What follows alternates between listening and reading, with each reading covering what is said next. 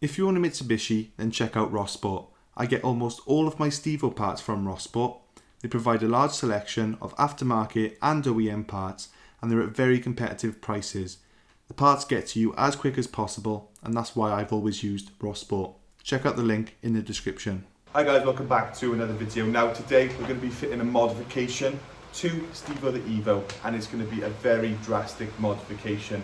It's going to add at least 200 or 300 horsepower, and that is this silicone Forge Recirculation Pipe. Now, how are we going to get to 700 horsepower with just this pipe? Well, we're not. I'm only joking. But yeah, bit of a pointless product.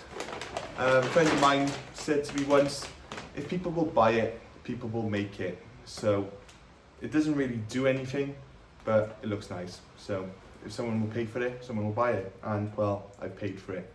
Now, these actually retail at £80, believe it or not. £80 for one pipe. That doesn't really do anything.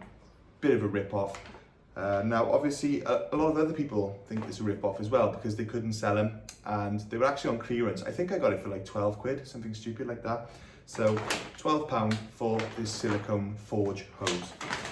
Now, this hose has been crafted from the finest silicone elastrometric compound available in the whole world, and combined with high quality reinforcing fabrics uniquely selected for this particular application.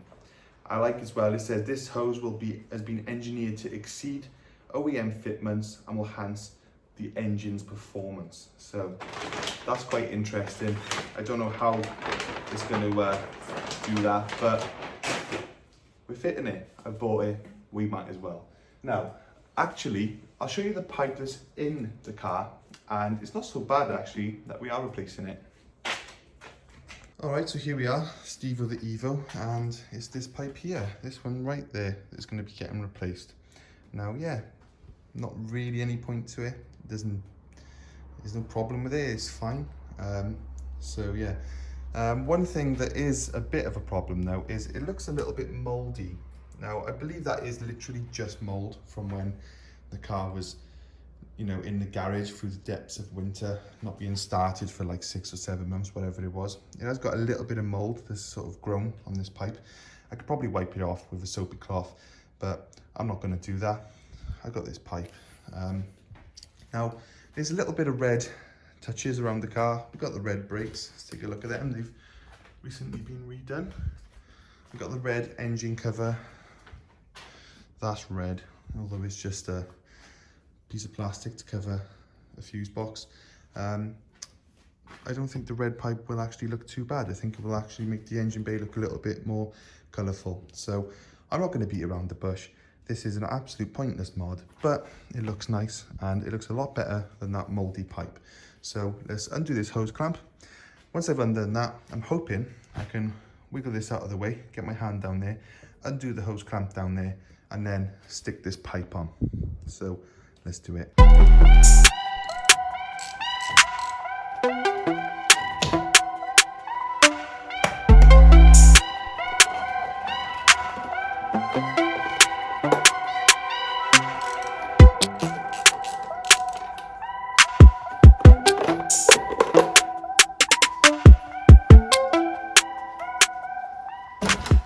Okay, so the old pipe is now out. Did fight me a little bit, but we got it off. As you can see there, a little bit of oxidization on the boost pipe. Aluminium tends to do that, so I think it was binding really against the rubber.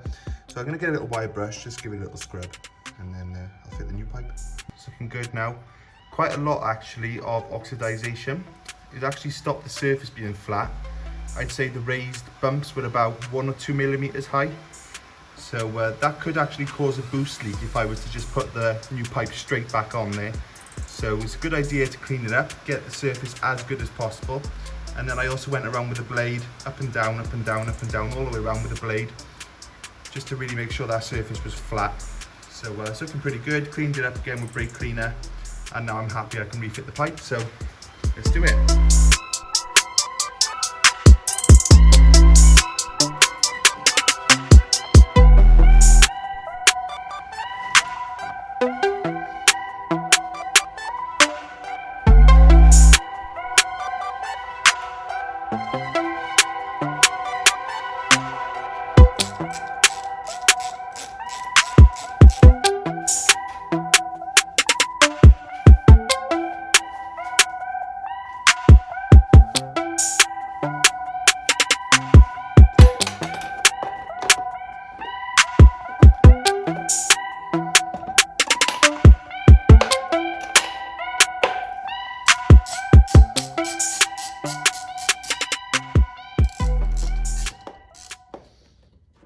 Okay, so that's the install complete.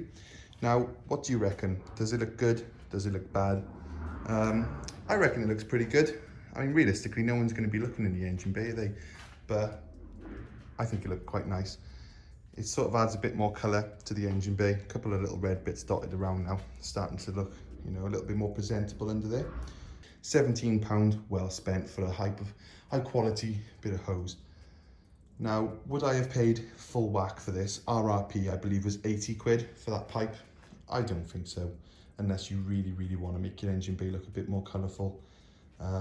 It's not really something I would have gone for, especially not at full price.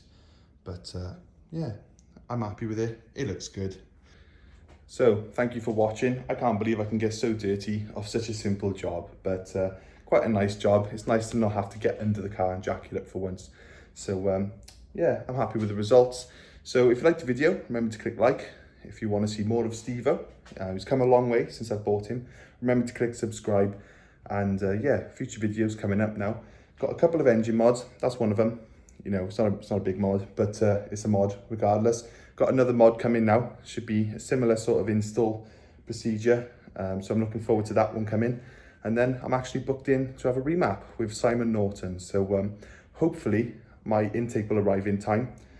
If not, I might have to reschedule, but I'm hoping it's going to be here before the map. So really looking forward to that. Stay tuned. I'll see you in the next one.